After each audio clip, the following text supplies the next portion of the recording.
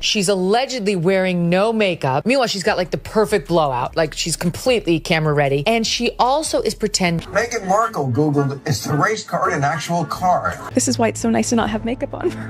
Oh my gosh, I work so hard. I love your Luke. Well, if Meghan and Harry can quit their family, you can too. What do you think of them? Your voice is driving me crazy and I'm about to jump over there and put my fists down your throat. I'm searching for something to like about her, and it's so hard. She never stops whining. It's an actor's trick. It's ridiculous. She likes my Luke. You're complaining about your hard life and you're so privileged. It's just so weird. They're ridiculous.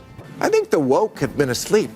My look. I've never seen someone that struggles to just give us like one strip of authenticity. Slay the dragon, save the princess. She's crying. There isn't a tear in sight. I'm like, that's my husband. My Luke. My Luke. No. You're Luke. You look amazing. You're Luke. Is Meghan Markle's tear-streaked, makeup-free podcast really her rawest moment yet? Or the slickest PR move of 2025? That single question exploded across social media the second her interview with billionaire beauty mogul Jamie Kern-Lima dropped. Millions hit play expecting vulnerability. Instead, they got a camera-ready Duchess in designer sweats, misty-eyed on cue. No mascara streaks, no red nose, just perfect lighting and a blowout that would survive a hurricane. Within minutes, TikTokers were slow-zooming her face frame by frame, hunting for a single genuine tear. They found none. The internet's verdict was swift. Left eye, one tap acting. Yet underneath the trending hashtags lay a bigger mystery. Was this calculated stagecraft, or a woman finally clawing for authenticity after years under the royal searchlight? Jamie kicked things off with a question scripted to sound unscripted. Meghan, how are you? Really? The Duchess sighed, bit her lip, and whispered about the relentless noise of being misunderstood. Jamie gasped in reverence, clutching an invisible set of pearls each time Meghan exhaled. To critics, it felt less like journalism and more like a fan club meet and greet. Viewers cringed when Jamie repeated, "You haven't seen any of these questions, I swear," 5 times in 40 minutes, as if hammering home spontaneity would make it true. But the real slip came when Meghan referenced her one-tap left eye party trick from her Suits promo days. Suddenly, the dry cheeks made sense. That lone tear never quite materialized. One commentator cracked, "Even her tears have a PR agent. He just missed his cue." But criticism alone couldn't stop the clip from rocketing to 15 million views in 2 days. Outrage, it turns out, streams just as well as adoration. And while TikTok dissected her tear ducts, Meghan's lifestyle brand was quietly staging its own makeover. A month earlier, hand-lettered jars of American Riviera Orchard strawberry jam, only 50 produced, landed on influencer doorsteps. With gold-foiled numbers and vintage ribbon. Instagram lit up, not with envy, but with disbelief. Who launches a brand with jam and a single jar of honey? Then came the plot twist. Lawyers filed a fresh trademark for as ever, abandoning the much-publicized Orchard name without explanation. Reporters smelled branding panic. Meghan's team insisted the 2 marks would coexist, yet insiders hinted the original name collided with an existing vineyard claim. Still, scarcity worked. Those 50 jars resold on eBay for 4 figures while fans posted tasting videos describing notes of coastal California sunshine. Detractors pointed out that California had just endured its wettest winter in a century. Sunshine was the one thing missing from the strawberries. The jam drama perfectly set the stage for Meghan's next headline, a splashy speech at the Time 100 summit, where dried flower petals became metaphors for global transformation. Time didn't place Meghan on its 2025 most influential list, yet she still landed a spotlight segment titled Moments of Magic. Standing under amber lights, she compared sprinkling dehydrated flower petals on scrambled eggs to finding micro-joy in a fractured world. Twitter roared. One meme pasted her quote over a $12 side of toast. Another renamed her Duchess of Dried Tulips. The backlash intensified when a leaked ticket invoice revealed her agency had negotiated a backstage documentary crew and boutique candle scent for the green room. For critics, the event proved what they already believed. Meghan wasn't chasing impact. She was chasing optics. But just as the petals settled, the streaming giants weighed in. Spotify had walked away 2 years earlier, labeling archetypes an over-delivered concept and under-delivered content. Meghan's defenders argued the platform shifted strategy. Skeptics called it a polite firing. Netflix, however, doubled down, releasing with love, Meghan this March. The docuseries opened top 10 worldwide, numbers the Sussexes touted in press blasts.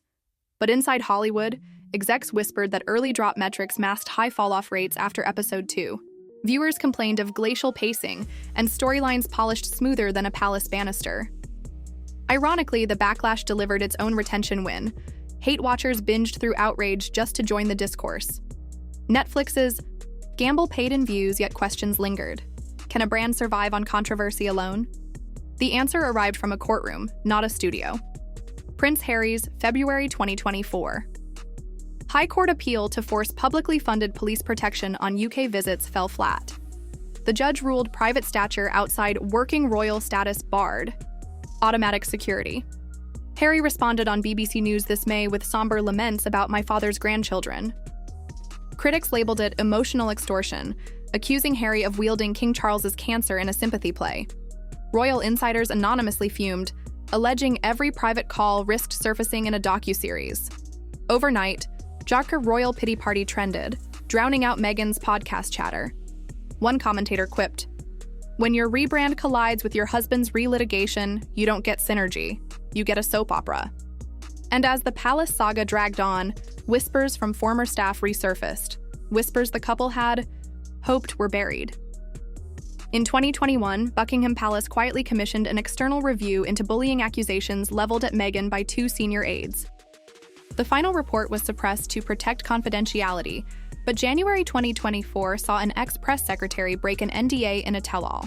He described text message avalanches at 5 a.m., one aide allegedly told to write better, feelings, and an incident involving a pair of misplaced designer heels flung across a dressing suite. Meghan's lawyers dismissed the account as fiction sprinkled with sexism. Still, the tales fit neatly into a public image already bending under skepticism.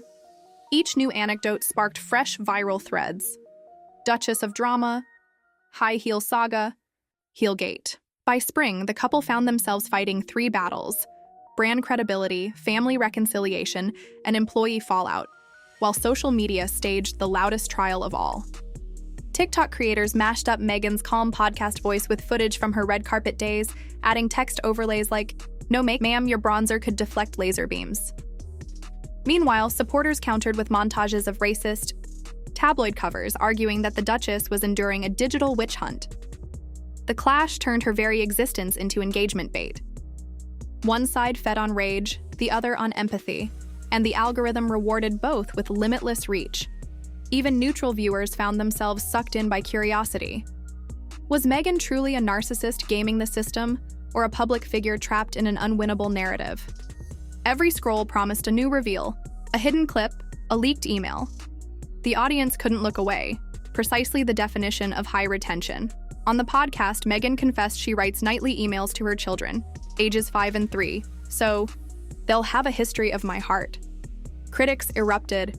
Emails to preschoolers, even my inbox can't handle that emotional bandwidth. Parenting experts weighed in, splitting along predictable lines, some calling it beautiful relational journaling, others performative perfection. Retail analysts quickly noticed as ever trademark filings for children's journals and digital photo services. Coincidence or cross-marketing? The debate became its own subplot. Then came the fruit crudité board. Meghan suggested slicing star fruit and kiwi into tiny constellations for kids' snacks. Moms on Facebook groups responded with side-by-side pics, one of Meghan's Pinterest-ready platter, the other a Ziploc of goldfish crackers captioned, "Reality check." Each micro moment, from jam jars to star fruit, compounded into a macro impression. Meghan's brand of authenticity required the resources of a small kingdom. Media scholars coined a term for the phenomenon, contrafluence. Meghan's critics amplify her every move, swelling metrics that, in turn, secure more deals. Supporters defend her, fueling yet more discourse. Negative attention doesn't derail her media value. It recalibrates it. Netflix's internal data reportedly showed episode completion rates spiking whenever controversy trended. PR strategists began asking, is the outrage the strategy? Yet there's a price.